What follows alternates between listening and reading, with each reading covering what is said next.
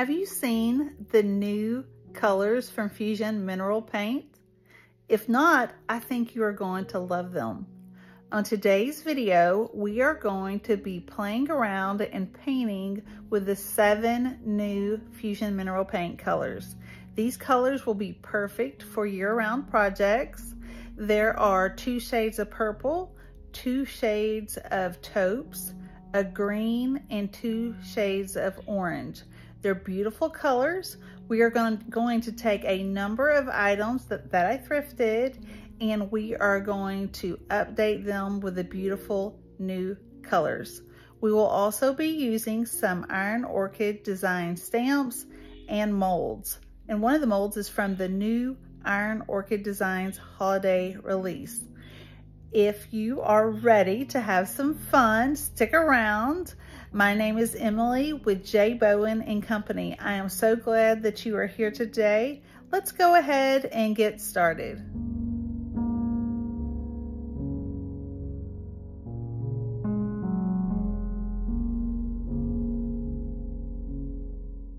Project number 1 is a pumpkin crate.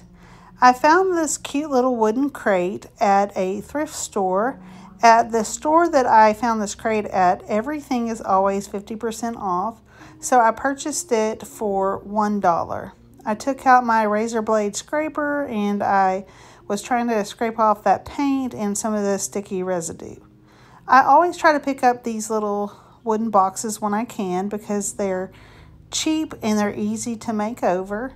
My daughter loves little boxes, so I like to make her things like this too so she can put her crayons and markers and her little treasures in them. And also they're great for decorating as well.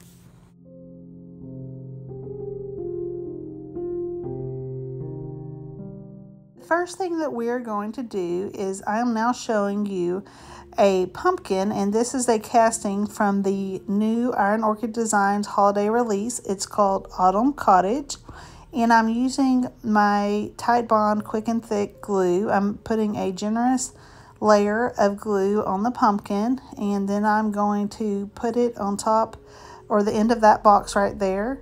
You can either clamp it so it, will attach well, or what I did is I just took a jar of the Fusionmineralpaint and I just set it right there on top of it, and after it dried, it was attached to the box. I'm now taking a little wet wipe and I'm wiping off the excess glue that came out from the pumpkin. A few weeks ago I took out my epoxy resin and I made a number of castings using all of the new molds and some of the old ones. Now you are seeing one of the wheat decor castings from that same Autumn Cottage mold, and I'm just going to attach it the same way with the glue.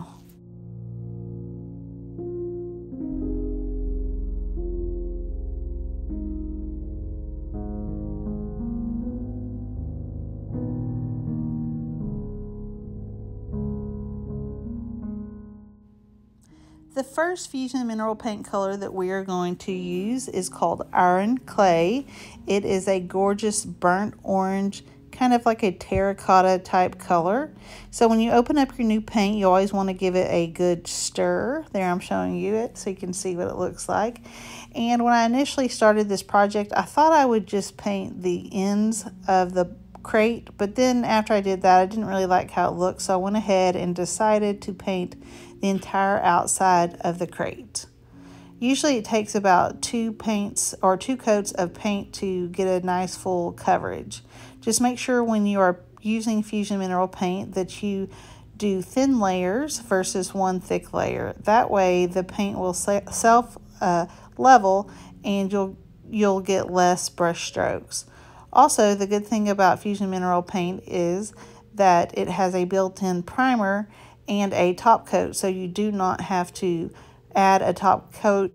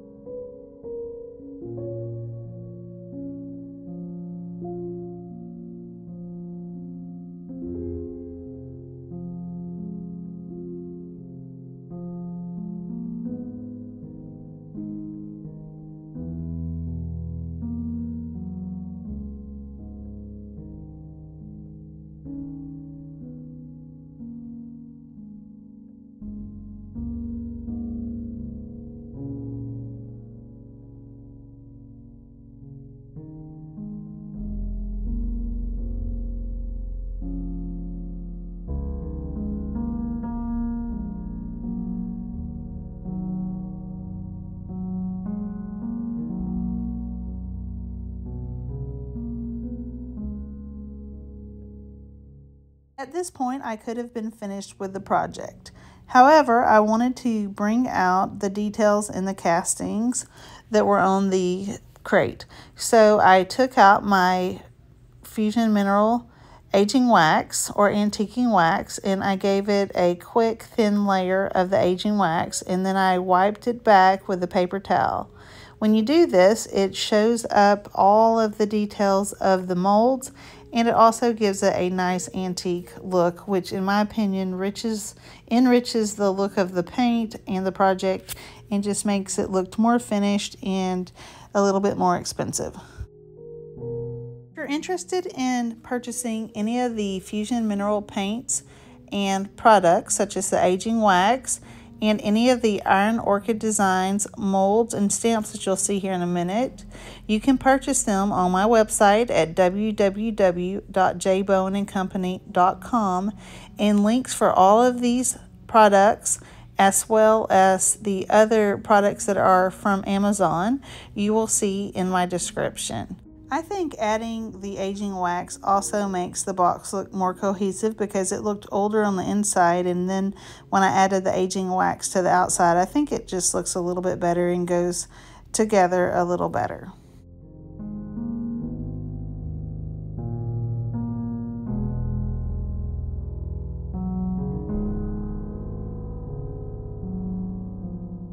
Now for the final reveal. I think this little box is so cute and it will be fun to use with decor, or my daughter may want to use it as well.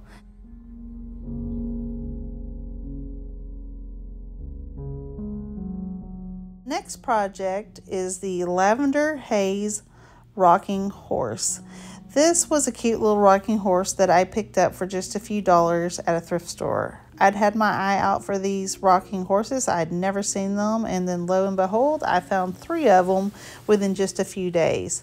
Initially, I thought that I was going to save it for Christmas, but I thought that it would be perfect for this project. So the color that I'm using is called Lavender Haze. It is a beautiful lavender color, and I thought that this would look perfect in the little girl's room. Painted it with 2 layers of paint, letting it dry in between.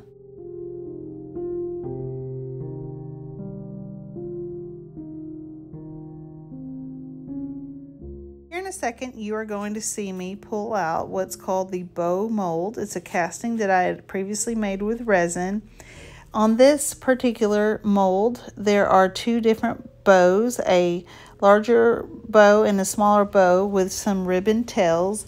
This is a gorgeous mold and it can be used in so many ways. I'm using it on this project, but it's also beautiful on Christmas projects, and also will be beautiful in the spring as well for Easter projects, but you can get a lot of use out of this gorgeous mold.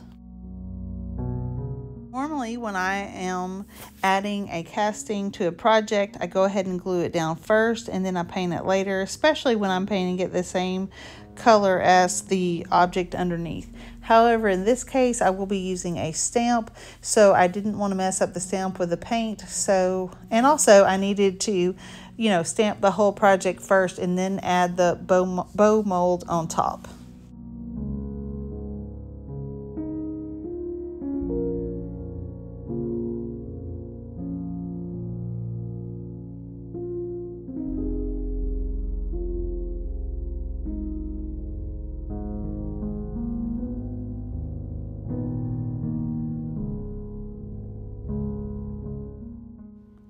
I've now taken out my ephemeral type stamp.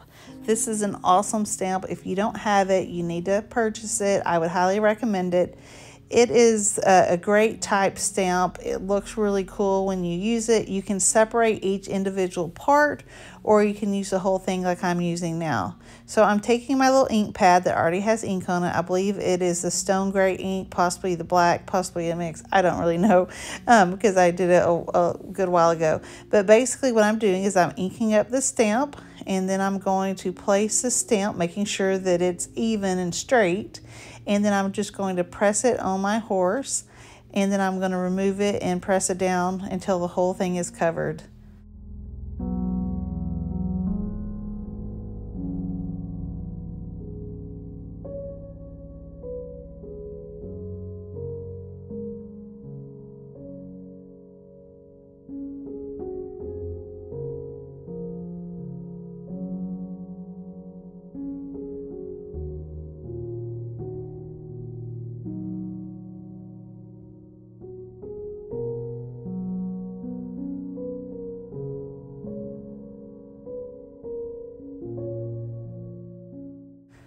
Do you see what I'm talking about? That looks so cool. It gives you all these different, prints, and I think it looks really cool. So you can see now what it looks like when you use it, and it also gives it kind of a mixed media look. So here you go.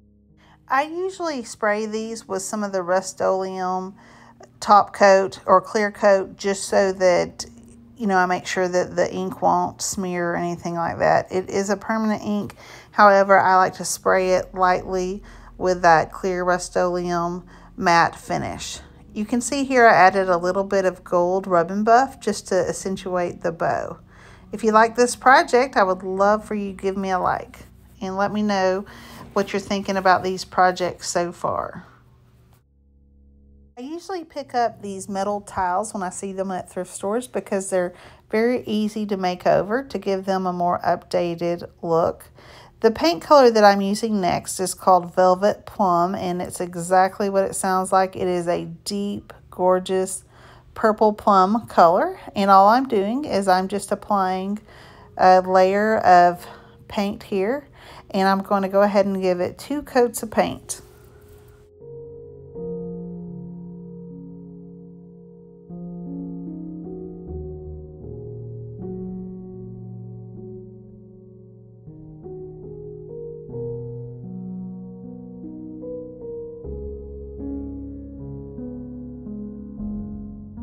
Again, I could stop here, but why stop when we're having fun?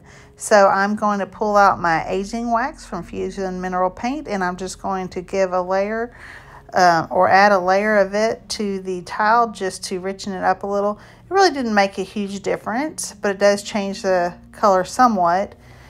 So usually I do this on lighter colors and it really makes a bigger difference, but I just wanted to see what it would do on this particular project or over this color, and it does enhance it a little bit. It just changes it just a little bit. Well, this color looks amazing on furniture. I cannot wait to paint something with this color soon, so we'll see about that. But here is the final reveal. What do y'all think? Isn't that color just gorgeous? I'm calling the next project a Tapestry pumpkin, although it's made out of wood. The color that I'm using is called Tapestry. It is a light beige color with, I believe, a green undertone. So this is a pumpkin that I made many years ago, no joke, probably 10 years ago, or close to it, out of a pallet wood, back when all the pallet wood was popular, and I had just kept it in my garage, and here it is, and I am giving it a coat of the Tapestry paint. This is a beautiful beige color. I really like it. It's a great neutral, and it can be used for many different projects. So after I give it a coat of this tapestry paint, I take out my Kindest Regards stamp. Now, the Kindest Regards stamp is another must-have if you don't have it. Well, that's not what I did first. First, what I did is I took out these leaves. Now, these leaves come from that same Autumn Cottage mold set. I had already casted them. So these are the leaves that come with that pumpkin set. And I thought that they would be perfect on top of this pumpkin. So I went ahead and gave another generous layer of the glue, and I glued it down, wiping away the excess, and did the same thing with the other side. And I also clamped it down or tightened it down with another jar or 2 of paint.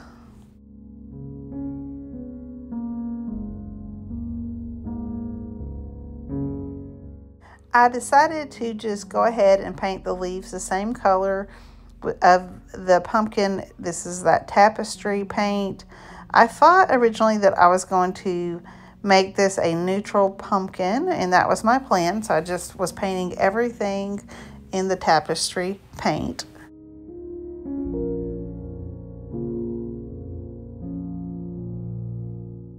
And now I'm showing you the Kindest Regards stamp. And you can see the ephemeral type is right below, so you can see the difference. At first, I wasn't quite sure what to use, but then I thought the Kindest Regards would be less busy, and so I went with that one.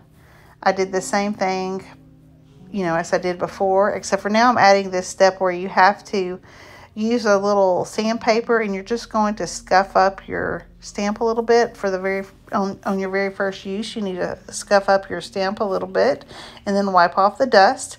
And now I'm just inking up this Kind Disregard stamp again, and now you're going to see how this stamp looks. I really like this one. If you don't have this stamp, I would recommend getting this one as well, especially if you like the mixed media layered look. I think it just adds a lot to your projects. Now, you don't want to use it on every project, or maybe you do, I don't know. But on some of the projects, you can use it on whatever project you want to, but it actually really enhances the projects, and it just gives it an extra layer of sophistication and just gives it that mixed media look, and I think it makes it look a little bit more expensive. What do you think?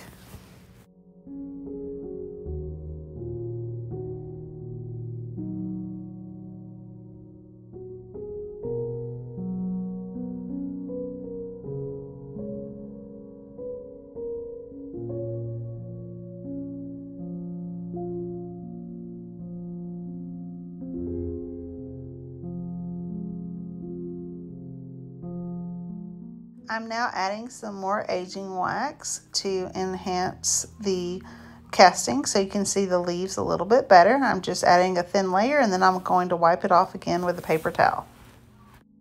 At this point, I was thinking that the pumpkin looked a little too neutral and it just needed a little something extra. So I pulled out a transfer set called Fairy Tale Florals. This was from the previous release. It's a great little set. It's got all kind of different florals and different kind of muted vintagey type colors. And some of them were these purple flowers, and I thought that this would coordinate with the other projects. So I went ahead and cut out these florals, and then I just placed them around the pumpkin, kind of like they were just flowers kind of draping down the pumpkin, and I thought it added just a little bit extra to it. So you're going to just cut up these flower strips, or that's what I did. I cut up the little flower strips into different sizes. I decided to make it an odd number because I thought that that would just be more pleasing to the eye. And then here you can see I'm just arranging the transfer set all over the pumpkin. And that's what I'm doing. And then after that, all you have to do to apply a transfer is it's really easy. You're going to take off the back side, the paper side of the transfer. You can see I'm doing that now. And then it's going to be kind of sticky, not quite as sticky as a sticker, but kind of sticky. And then you're just going to place it wherever you choose to place it. And then you are going to use, normally you would use the little stick that comes with it. Each set has a little acrylic stick. I couldn't find mine at the moment, so I just picked up a popsicle stick. That works just as well. And then you're just going to rub down on the transfer until the transfer begins to stick to your project. You're going to know that it's sticking when you see the transfer start to become clear. And you're just going to rub on it and pull back a little bit. If any is still sticking to the plastic, you just put the plastic back down and rub a little bit more. It's very, very easy. It's kind of like those temporary tattoos used to be when we were kids, except for instead of, a temporary tattoo or that kind of material that was on those, it's more like a sticker transfer. So you're just going to transfer it on there, and then after you transfer each one, you're going to take the part that the opposite side of what the transfer was stuck to, and you're just going to rub on the transfer so that it burnishes it and sticks to your project. You will need to seal this project as well. All transfers have to be sealed. Otherwise if you wipe them with water, it would come off. But you can also use a matte clear spray on this one as well. That's what I will use on this one because of the stamps. I don't really like to use a wax because I don't want to smear it. I don't know if it would smear, but I don't want to smear the text. So I go ahead and just spray it with that Rust-Oleum clear coat in the matte finish.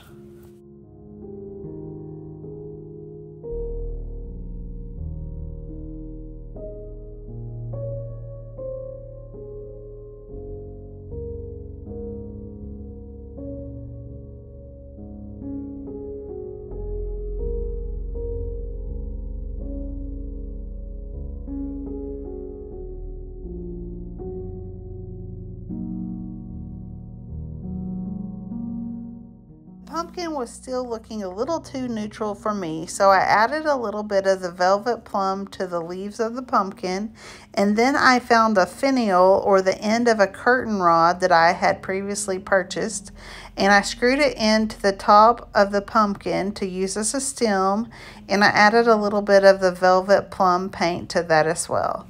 So what do y'all think of this finished project? Do you like how I added the transfers? I wanted to share a few pictures from our trip to Wisconsin, where I went to Sonnet's Vintage Creative Soul Retreat. We had a fabulous time. I met a lot of people. It was a lot of fun. Those red barns were really popular there. And this is a picture of the Airbnb that we stayed in with 15 other women that are now all my friends. Anyway, so the next project is the Acacia Pear wall hook. So this is one of those wall hooks that you see at the thrift store, or I see these kind of things at the thrift store, in that brown color, that everything was that brown color there for a while.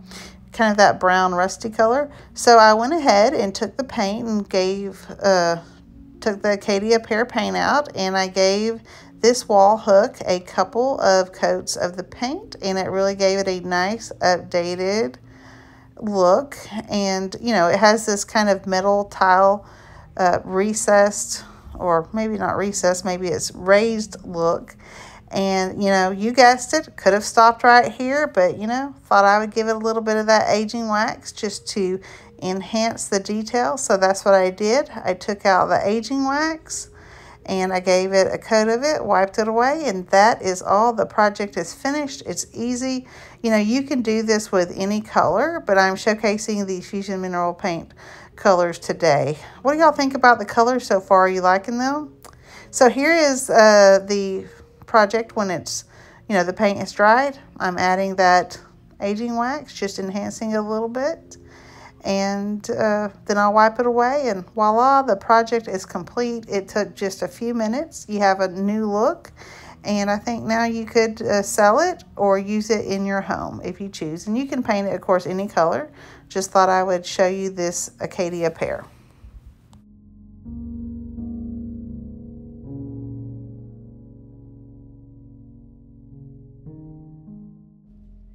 Here are some more photos of some people you might recognize. There's Royce from Recycled Papers, Connie from The Painted Photographer, and Kristen from Simply Joy by Kristen. The next project are these Elmwood candle holders. The paint color is actually called Elmwood. These candle holders were marked as $10 each. They were on sale for $5 each, half off as they always are, but they gave them to me for $2.50 each. So these are some large candle holders. They weren't too bad how they are, but I thought they could be enhanced and updated a little bit. So I'm stirring up that Elmwood color, and I'm just going to give it a coat of paint. I love this color, Elmwood. It kind of looks like, when it's wet, like chocolate milk.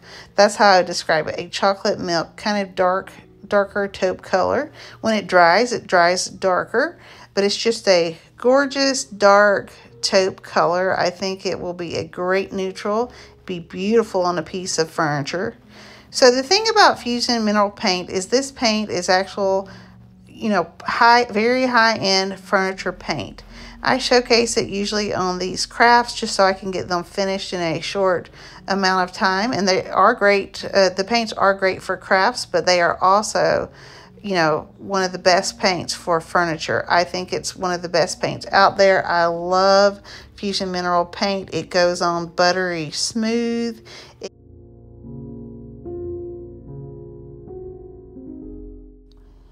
You guessed it, I'm going to use the aging wax on this piece, but a liming wax, which is also a white wax, would also be beautiful, you know, to highlight these details in these candlesticks. Or the black wax, that would also be really cool too. But since I've been using the aging wax, I'm going to go ahead and stick with that for this project. Now that the paint has dried, you can see this beautiful rich color of Elmwood, and now I'm taking out the aging wax. I'm just going to apply it lightly and then wipe it away.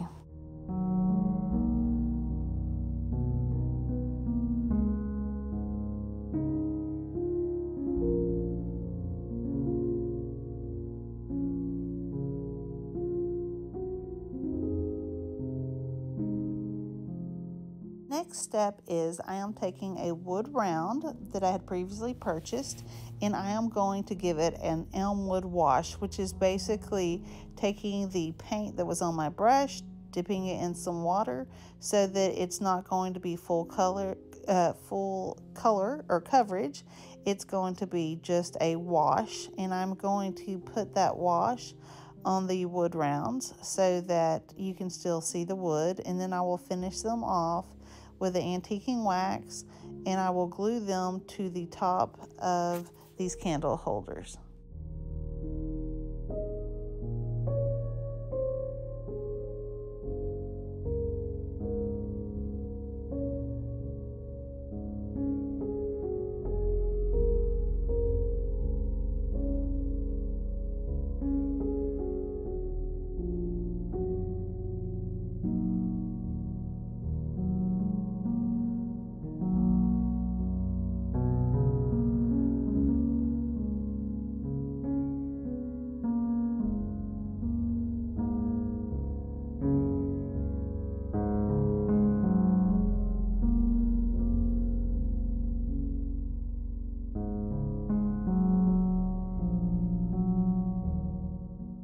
After the wood rounds have dried, I am then going to glue them to the top of the candlestick.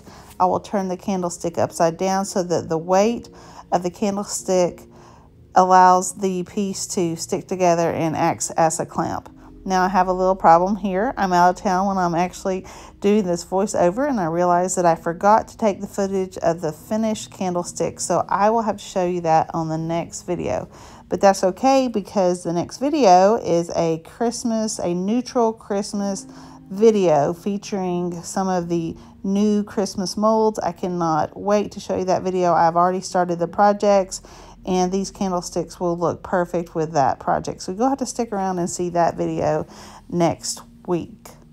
Also, I wanted to tell you guys, I have a new membership group on Facebook. If you'd like to join that membership group, that would be awesome. And you can find that link below. The membership is totally free, and it is a place where you can share your projects, get new ideas, share your tips and tricks, and meet new like-minded friends. So if you like painting and making over projects like this and you're enjoying this video, I would love for you to give it a like, leave me a comment, and if you choose, go ahead and subscribe.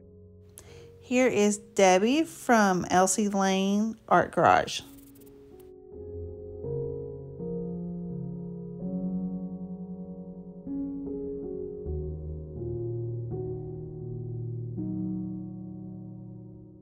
The Velvet Plum, the Lavender Haze, Chestnut, I have not featured that one, and we will also be using a little bit of the Acacia Pear.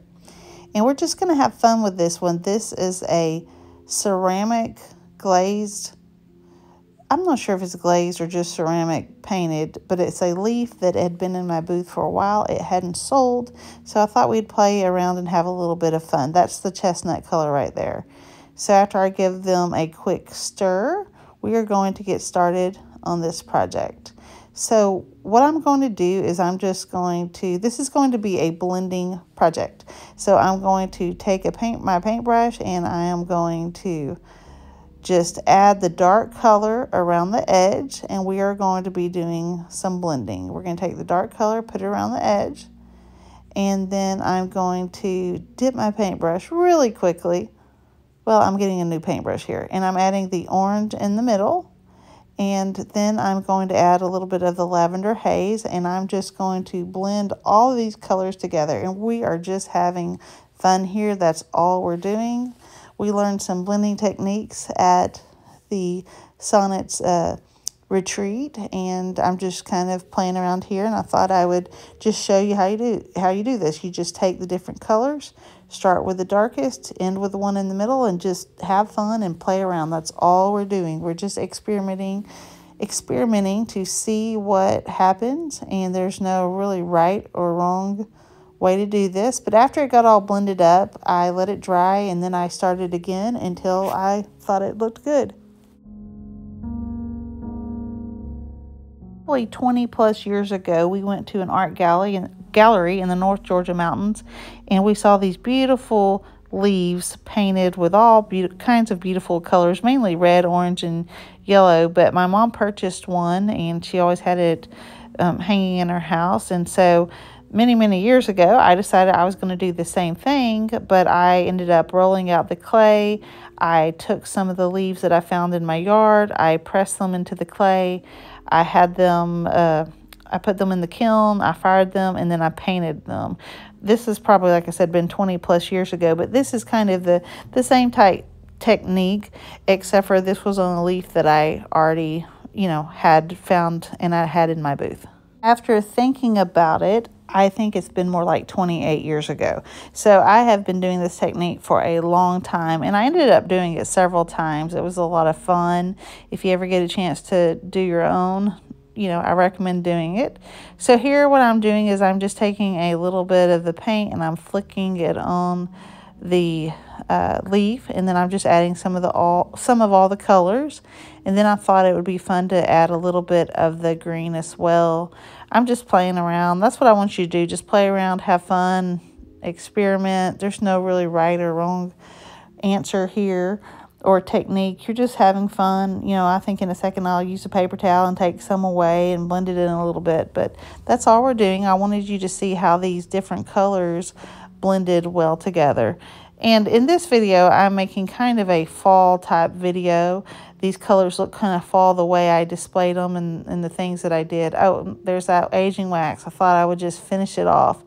Mainly, too, because I wanted to get down in those veins of the leaves. You see how now the veins of the leaves, fill in, and you can now see the details. That was one of my favorite things that I did when I would paint them before, is I would usually add black to the veins, and I mean, they really popped in the little craters. Look so pretty. But anyway, we're just playing around, and like I said, these colors look good now because I'm making them look like fall, but really they are perfect colors year-round, and they are beautiful colors. Here's some more pictures. That's Laura from Small Gestures and Heather from Create Your Own Cozy. Here's a bunch of other fun girls that I just love that I met. We sat at the same table. Now I'm friends with all these folks.